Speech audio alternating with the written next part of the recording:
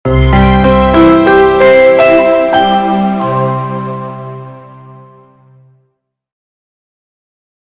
sebuah desa kecil yang dikelilingi ladang hijau, hiduplah seorang gadis kecil bernama Amara. Umurnya baru 10 tahun, tetapi hatinya dipenuhi pemberontakan yang ia sendiri belum mengerti. Ibunya, Bu Sari, adalah wanita sederhana yang bekerja keras mengurus rumah dan ladang. Namun bagi Amara, ibunya hanyalah seseorang yang gemar melarang dan membatasi. Jangan main terlalu jauh, Amara.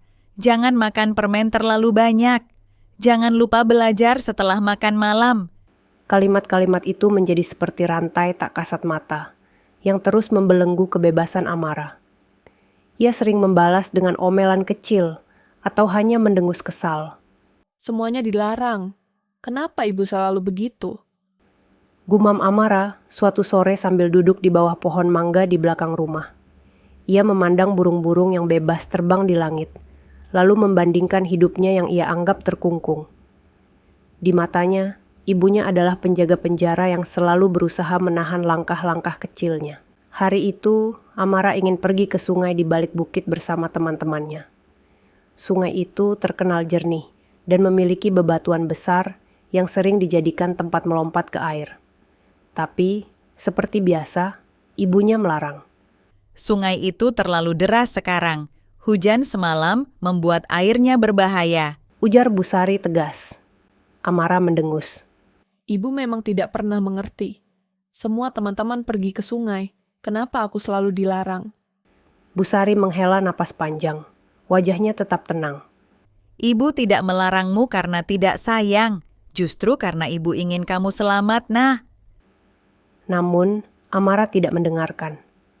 Diam-diam, ia menyelinap keluar rumah setelah ibunya sibuk memasak di dapur. Ia berlari cepat menyusuri jalan setapak menuju bukit. Hatinya dipenuhi rasa puas karena berhasil mengelabui ibunya. Sampai di sungai, Amara merasa seolah berada di dunia lain. Airnya memang lebih deras dari biasanya, tapi teman-temannya sudah bersenang-senang. Mereka melompat dari batu besar ke air dengan tawa lepas. Amara merasa tertantang. Ketika tiba gilirannya, ia memanjat batu besar itu. Kakinya sedikit gemetar melihat air deras di bawah, tapi ia menepis rasa takutnya. Aku bisa. Pikirnya. Namun saat ia melompat, semuanya terasa salah. Arus sungai begitu kuat, dan tubuh kecil Amara terseret. Ia berusaha meraih apa saja untuk berpegangan, tapi air terus membawanya. Teriakan teman-temannya terdengar sayup di tengah deru air. Ketakutan merambat di seluruh tubuhnya. Tolong, aku terbawa arus. Bisiknya dalam hati, air mata bercampur dengan aliran sungai.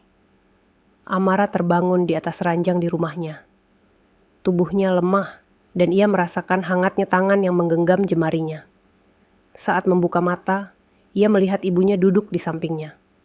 Mata Bu Sari merah, seolah habis menangis. Ibu? Suara Amara lemah. Bu Sari langsung memeluknya erat. Air mata jatuh di pipinya. Amara, kamu selamat. Alhamdulillah. Amara bingung, tetapi ia segera mendengar penjelasan dari tetangga.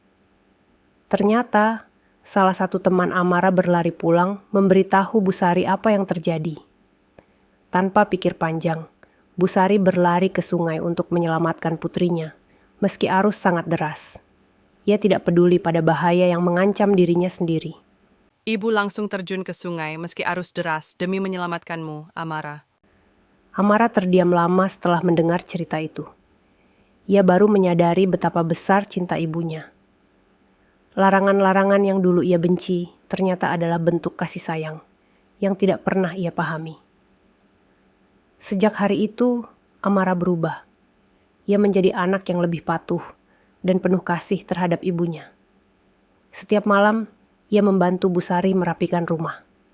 Setiap pagi, ia memetik bunga dari taman untuk diletakkan di meja makan. Maafkan aku ya, Ibu. Aku suka marah-marah sama Ibu dulu. Aku janji, aku akan jadi anak yang baik dan selalu menyayangi Ibu.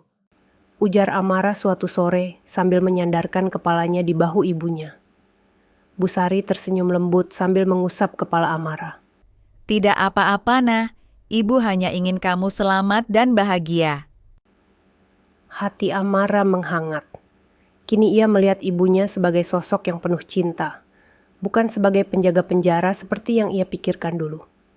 Ia berjanji pada dirinya sendiri untuk selalu menjaga dan menyayangi ibunya, seperti ibunya selalu menjaganya. Dan di bawah langit senja, Amara dan Busari duduk bersama, menikmati kedamaian yang hanya bisa tercipta dari cinta tanpa syarat.